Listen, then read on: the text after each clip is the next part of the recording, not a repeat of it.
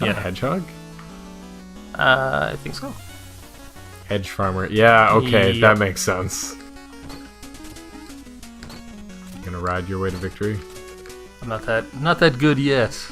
I think that took me a while to do even after the fact. Oh no, you'll never be able to get up there now. Alright, now fooling around, we're gonna go fight a King Knight. Welcome to the arcade.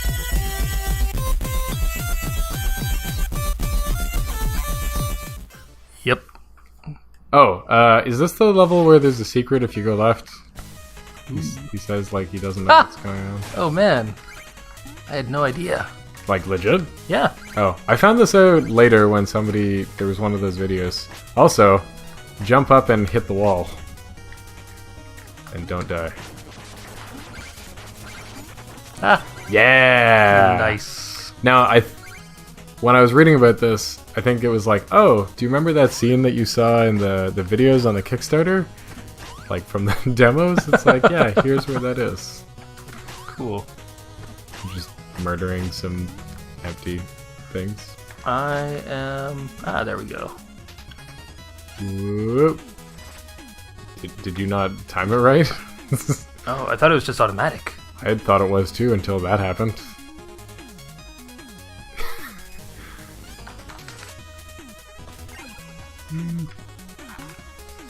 I like how you can convey so much with just like a little bit of animation.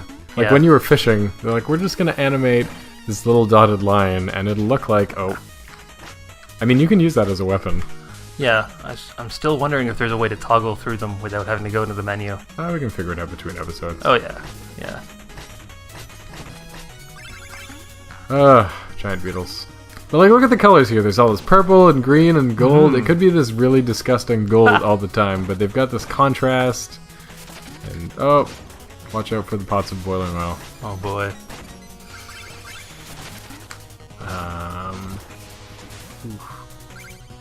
Are those one-hit KOs, or...? No, they just hurt. And, like, I know you grabbed extra life, but, no, it's better if you just don't get hurt. Yeah. It's like a low-key Dark Souls. It's like, get kinda good. Getting super good, not super required.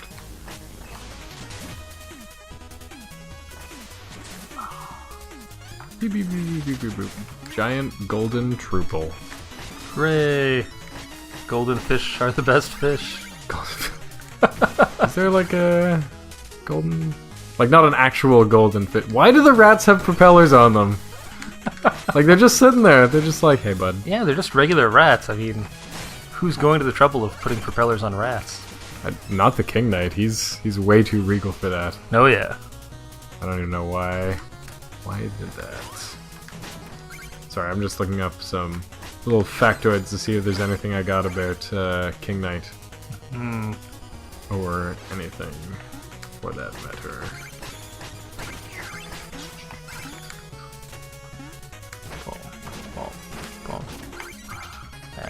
You are doing, like, I've said this before, but you are doing way better than I expected.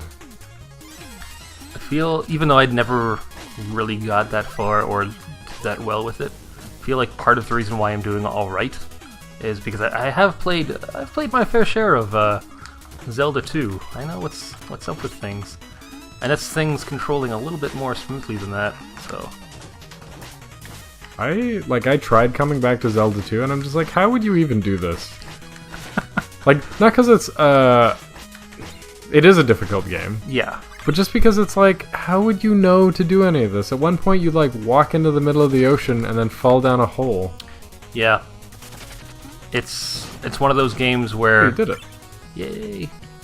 It's just one of those games where, you know, stuff like the Nintendo helpline is almost necessary. Oh, don't... Oh, yeah. Okay, or be good. That's fine, too. I've also seen Phantom of the Opera. I know what happens when chandeliers fall. Oh, if you go down... Wait, just gonna keep juggling? If you go down... This is the platforming that I was talking about. I mean, you can do it, I think.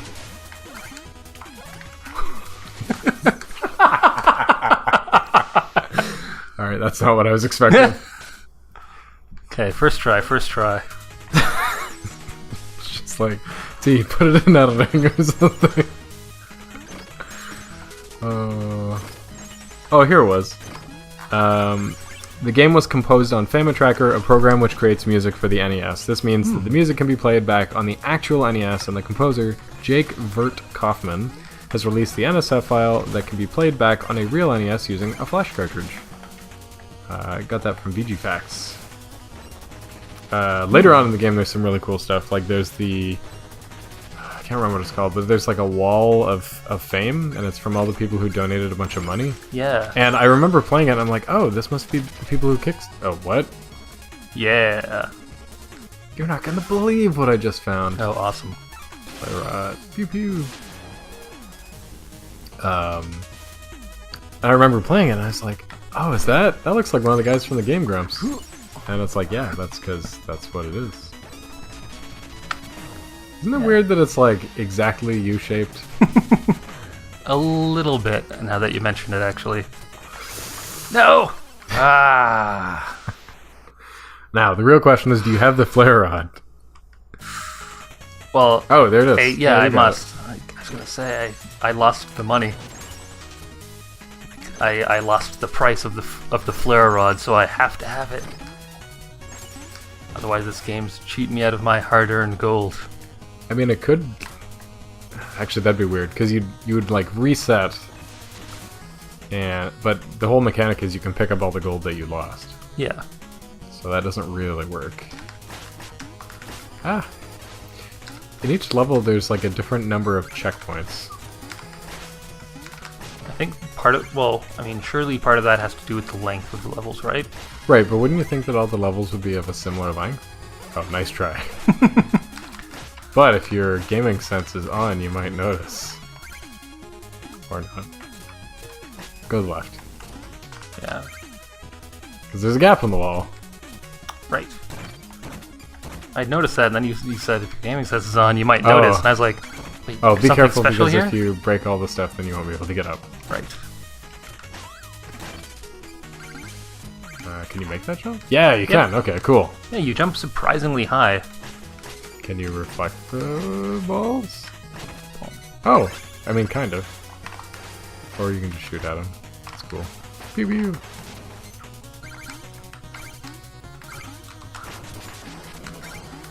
I think there's a second one. Yeah. Not like you'd be able to see it behind that banner. Yeah, it's super stealthy. Oh, man. They were very, very clever. The opposite of that. You're not gonna get the checkpoint? Oh, I thought. Oh, right, because we took the alternate route. I mean, unless you think you're good enough to not need checkpoints. There might even be an achievement for that, but when that's the case, I think I'll just smash the checkpoints and get the extra gems.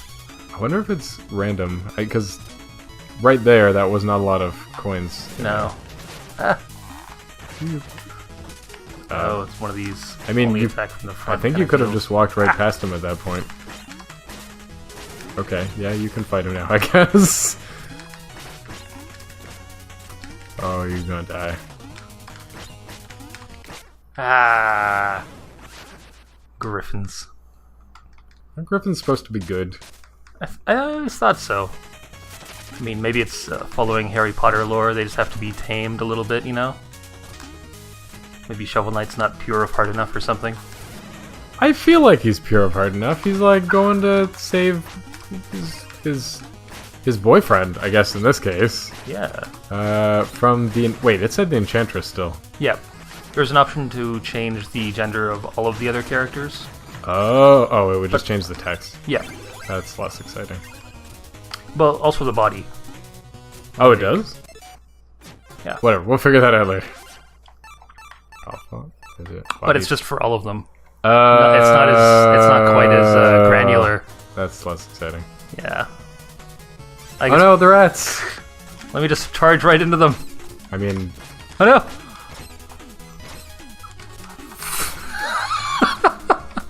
These expert platforming skills to the rescue. Oh my goodness, you might actually keep going. Yeah. All right. Not expecting that. Full level of play surprises. here. Do they? Oh, I see. I was wondering if they would actually hurt each other, but Just cancels out. nope, cannot hurt each other.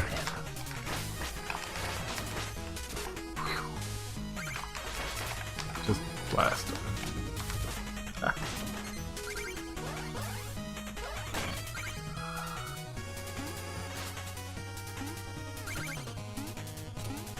Words just sometimes don't cut it, you know. You gotta have a lovely art design. Oh no, the gem. Oh, gotta have beautiful art design and NES-style graphics and all that. I mean, that's what I always find interesting about game development, right? I'll play something like this that happens to look really good with NES-style graphics, and that's great. But I can also play something that has really basic, less than NES graphics, and it's good. Or I can play something that has amazing graphics, like a super realistic aesthetic, and that also works. Yeah. Well, I think more than now than ever. Maybe because there are so many indie game developers out there these days, but I think people are finally starting to realize that, you know, you can, like, the graphics are a part of the story, or even just part of the sort of the feel of the game. Like, when this game came out, I know that a lot of people were saying that it's like it'd be this second generation, this rebirth of sort of the classic NES style game, and a big part of that is the design, right? Because if it had super realistic graphics, I don't think people would say it's like coming back to the NES days. It's like an NES game, but it's so cool. Did you hear about Bubsy? No. What's wrong with Bubsy? Okay, do you remember, like, back in the 90s, there was a thing like Bubsy the Cat? Yeah, oh yeah, I Okay. totally remember Bubsy the Cat. Do you remember how it was stupid then? Yes. Okay. Well, like, it was very of its time. Yeah, it was somebody trying to make a mascot game because every system had mascots. Yeah. So they brought it back. Really? Yep. And it's all like 3D. Oh man. It's not realistic, but it's like it's, you know, high res 3D graphics for a 2D platformer. Okay. It's very strange. Hmm. Oh, don't let those rats get you. Get the plague. Turn you into Plague Knight. Yeah.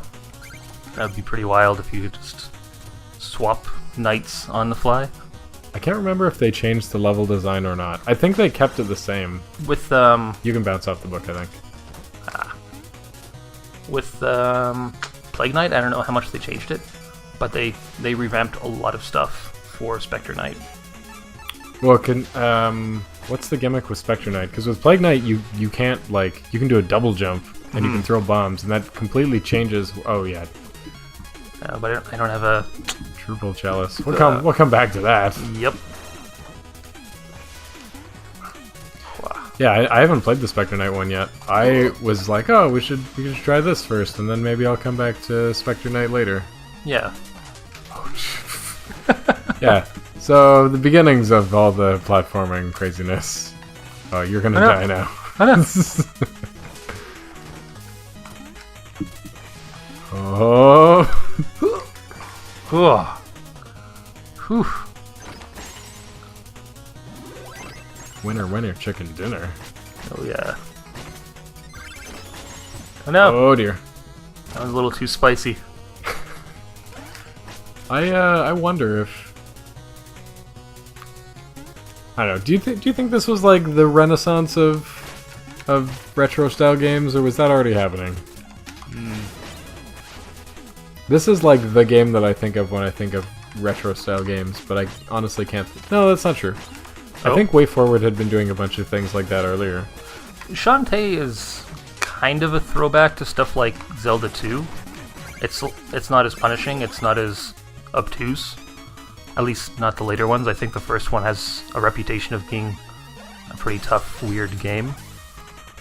But like, yeah, I think Way Forward was doing a lot of that before this, and then Yacht Club I guess Yacht Club's made up of people who wanted to sort of dig deeper in that vein, not necessarily just take Shantae and the other stuff they were doing and, you know, iterate on them and make them more and more, I guess, modern.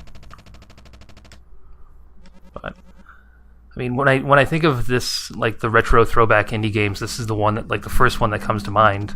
I think part of that has to do with it being so recent, and also making such a huge splash because of all the Kickstarter stuff. It's not just a bunch of people who already had like funds from wherever. It was people saying, "We want to make this cool game. It's like all those NES games you loved so much as a kid. But it's going to be totally new and awesome, and help us make it." I mean, isn't that what happened with Mighty Number 9? A game I still have not played, despite now owning 2 copies of. What? I mean, that game took forever to actually be released. I think Shovel Knight had a relatively tight release. Like, they kickstarted it, and then a year or 2 afterwards, it came out. As opposed to Mighty Number 9, which is like 3 or 4 years. Or what's the other one I kickstarted? Bloodstained Ritual of the Night by Inafune? No. Keiji Inafune's Mega Man. Right. Oh. It's the Castlevania guy. Yeah. It's Kojima? Kojima? Kojima, maybe? No, Hideo Kojima is Metal Gear guy. Jeez. What? You just what? You didn't take any extra time? Like, what? I had that little, that flame rod or whatever it's called, so I was just blasting him with that. Alright. All your claims of being bad at platforming are not holding as much water now. If I was playing a no relic run, oh, that'd be hard. I'd be here forever. We would barely be past the first level, on which you don't even have any relics. I would just be completely, torn down emotionally by not being able to use relics. I wouldn't even get through that first level. Anyway, really enjoy how it's Super Mario Bros. 3. Oh, with the map? Yeah. I wanted there so badly to be like a secret on the map. There isn't? Not that I That's know kind of of. disappointing. Or maybe I found one out, but it was after the game had been released, so I never came across it in my first run. There might have been, actually. I don't remember. I like how he rummages through the chests. It's like in Zelda, you're like, oh, what's gonna happen? It's like, no, I'm just gonna throw all the stuff that I found. Yeah. It's just all coming out of the chest.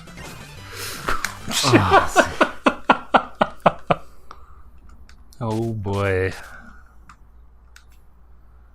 No! He's got nowhere to go. Gotta get my gold. Got him cornered. Little slimy dudes that are totally just slimes, dragons, and yeah.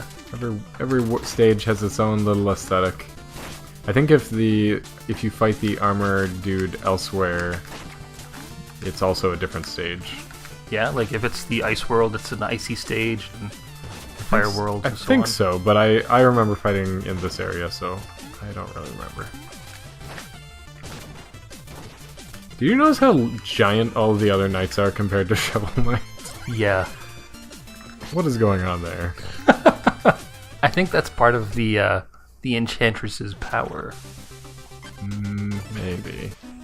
Alright, we're gonna go cash in some musical notes, and then check back in on Shovel Knight next episode of Fanthropological Arcade. Yeah.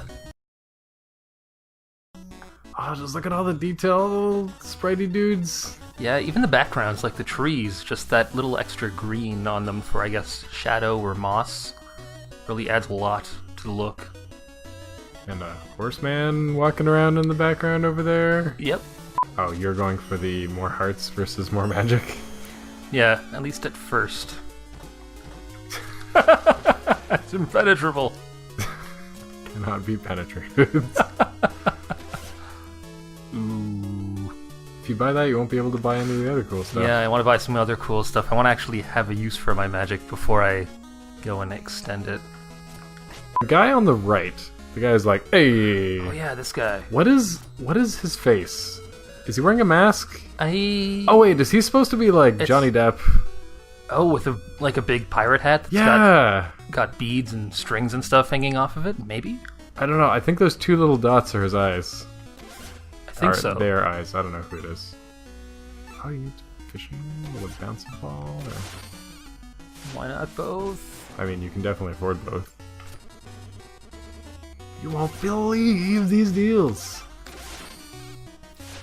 Okay, now the He most bows. important... He could be like a Jack Sparrow kind of character. It does. It looks like he's got a bandana, and then when he bows, it looks like his hair is in like dreadlocks. So, I Giant think spaceships in his hair. maybe he's like the Predator. Maybe. I thought he was like a pig-nosed guy. Because I couldn't really tell, because sprite work is hard. But all of the... Oh, wait. Is that the bad joke frog? I think so. Bad puns? Yeah. Oh. Oh, when they localized it also, Yeah? they had to change it so that they had to decide between kana and kanji, because kanji takes up a lot of space. And the font uses like a regular Famicom style like 12 by 12 pixel or 8 by 8 pixel font, but kanji's really hard to show in detail. So for the Japanese version, they're like, we'll do both. So if you select kana, then it'll show up with the 8 by 8 style and look just like this. But if you want to do it in kanji, it'll do it in 12 by 12 and the characters will get a little bigger. And but it's like, I don't know, that's a neat little compromise. Yeah.